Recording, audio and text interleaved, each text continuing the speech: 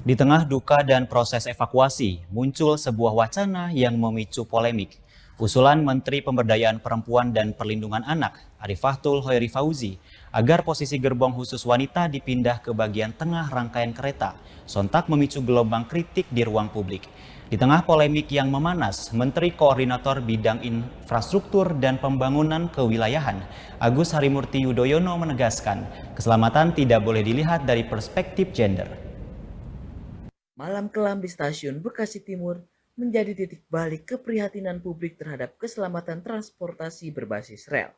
Tabrakan maut kereta api Argo Bromo Anggrek dengan KRL komuter lain bukan sekedar insiden teknis, melainkan tragedi kemanusiaan yang meninggalkan duka mendalam. Di tengah duka proses evakuasi, muncul sebuah wacana yang memicu polemik di tengah publik. Usulan Menteri Pemberdayaan Perempuan dan Perlindungan Anak Arifatul Khoiri Fauzi agar posisi gerbong khusus wanita dipindah ke bagian tengah rangkaian kereta. Berangkat dari fakta gerbong bagian ujung depan maupun belakang memiliki resiko lebih tinggi saat terjadi tabrakan, sehingga penempatan gerbong perempuan sebagai kelompok rentan diposisikan di tengah. Diharapkan terdapat jarak aman dari titik benturan paling fatal.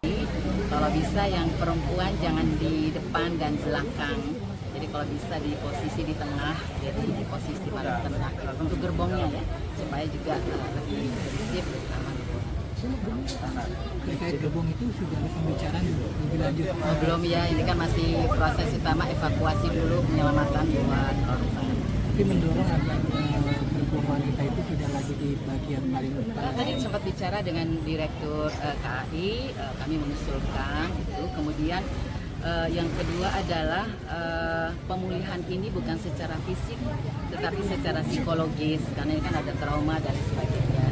Kemudian yang ketiga adalah kami mengupayakan bagi mereka yang sebagai pekerja, mohon dari perusahaannya untuk memberikan keringanan, memberikan perhatian khusus sampai betul-betul sembuh dan kembali kerja tanpa ada potongan apapun, haknya bisa terpenuhi. Ini yang sedang kami upayakan.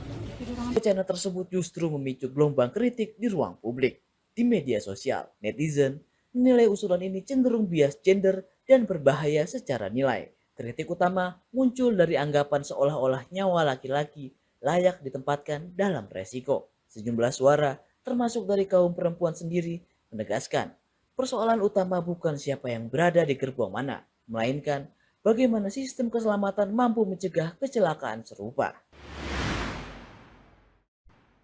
Di tengah polemik yang memanas, Menteri Koordinator Bidang Infrastruktur dan Pembangunan Kewilayahan Agus Harti Yudhoyono menyampaikan sikap pemerintah yang lebih moderat. AHY menegaskan keselamatan tidak boleh dilihat dari perspektif gender. Ini juga bagian yang akan kita terus evaluasi, tapi paling yang jelas adalah laki dan perempuan sama saja, tidak boleh menjadi korban dalam insiden apapun.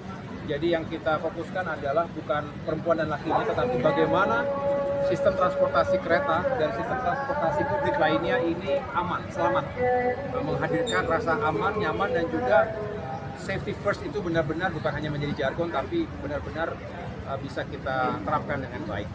Tapi juga kita menghimbau, kita ingin memastikan jangan lagi ada yang mengakibatkan kecelakaan itu. Ini akan diinvestigasi secara menyeluruh.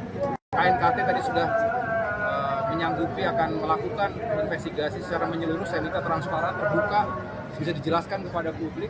AHY juga menegaskan evaluasi terhadap posisi gerbong wanita memang akan dilakukan. Namun hal itu bukan solusi utama. Prioritas pemerintah adalah memastikan sistem transportasi publik memiliki standar keselamatan tinggi, mulai dari sistem persinyalan, prosedur operasional, hingga deteksi dini potensi kecelakaan. Tragedi ini diharapkan menjadi momentum perbaikan menyeluruh, agar ke depan tidak ada lagi nyawa yang menjadi taruhan. Setiap nyawa berharga, baik di gerbong depan, tengah, maupun belakang, berhak selamat sampai tujuan. Tim Liputan, Eljon Media melaporkan. Right here,